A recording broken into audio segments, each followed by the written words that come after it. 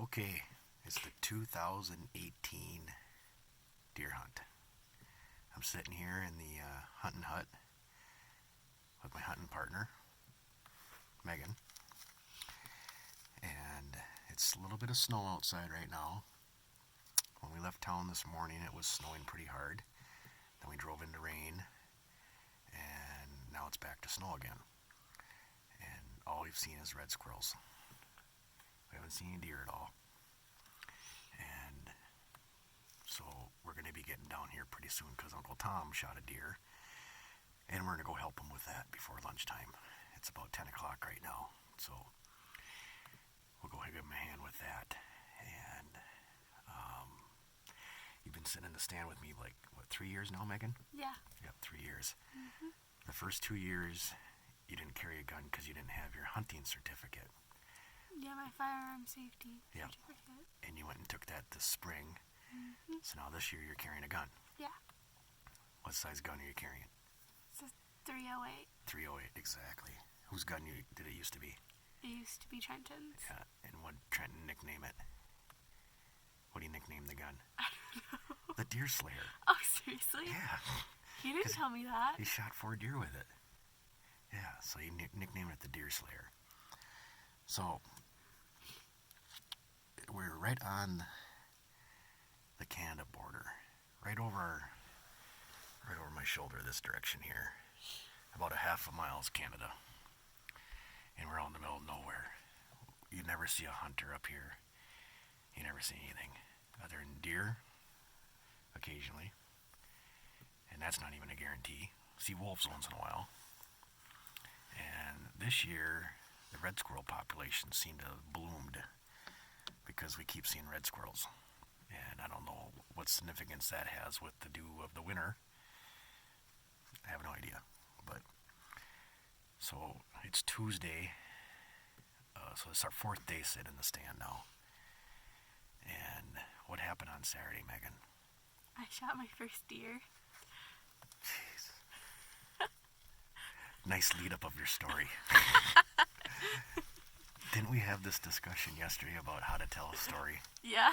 Like starting the story and giving information of the story and then leading up to the climax part of the story. And didn't we talk about this? Yeah. You missed everything. Right? Okay, should I start again? Let me tell you a story once, and then you can...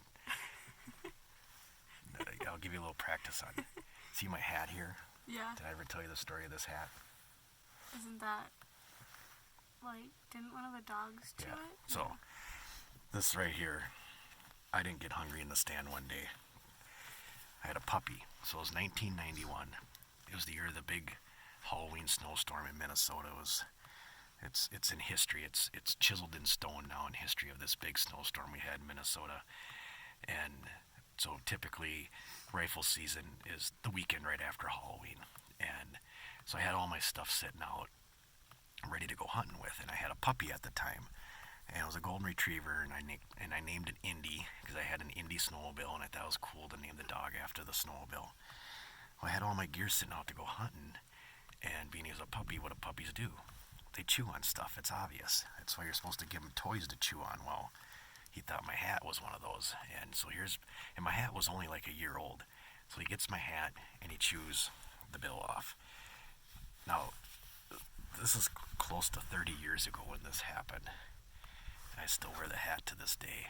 30 years ago? Yeah, 30 years ago. Yeah, I've been hunting a while. Yeah. I was just thinking, Almost. Oh, yeah. I said almost 30 years ago. So it's like 27 years ago or something. But he chewed the corner of my hat off. And I was going to go get a new hat before hunting. But I didn't have time because it was like a couple days before. And I'm like, whatever, I'll wear the hat. Well, I shot 2 deer that year.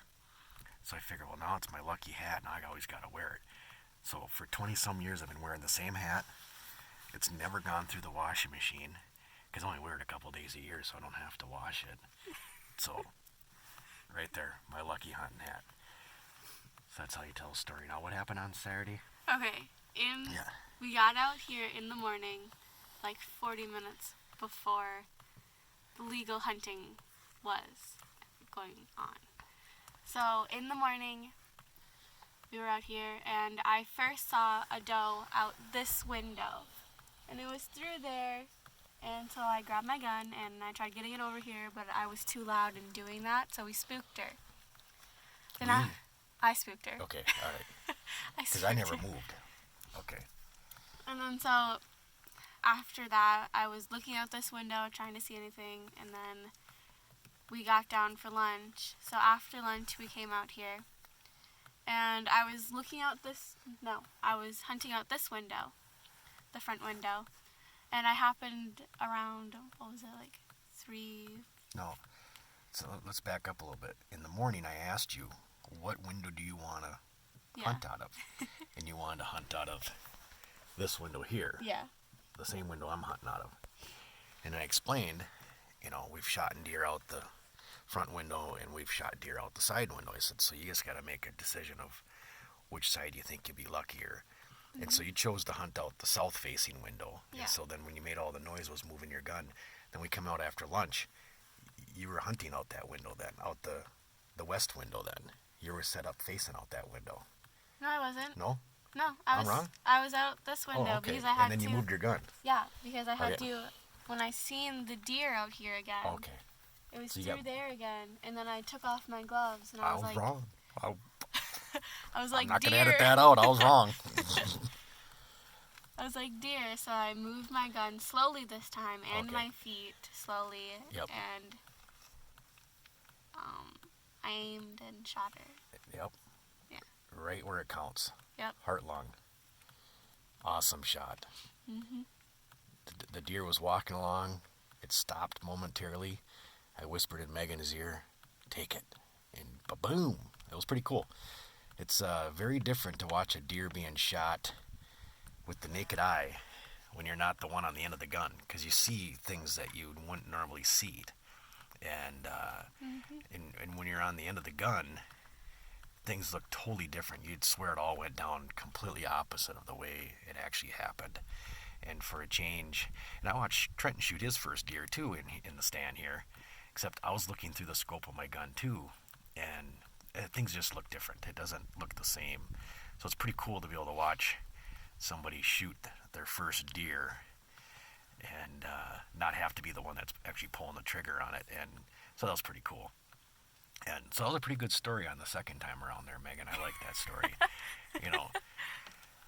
Some people can tell really good stories. I can tell a mediocre story. I mean, I give a little bit of information, not too much information, and sometimes not enough, but I give enough just to get the point across. But a person that could really tell a good story, and you never met him, but it was my Grandpa Klein, which would be your great-grandpa Klein.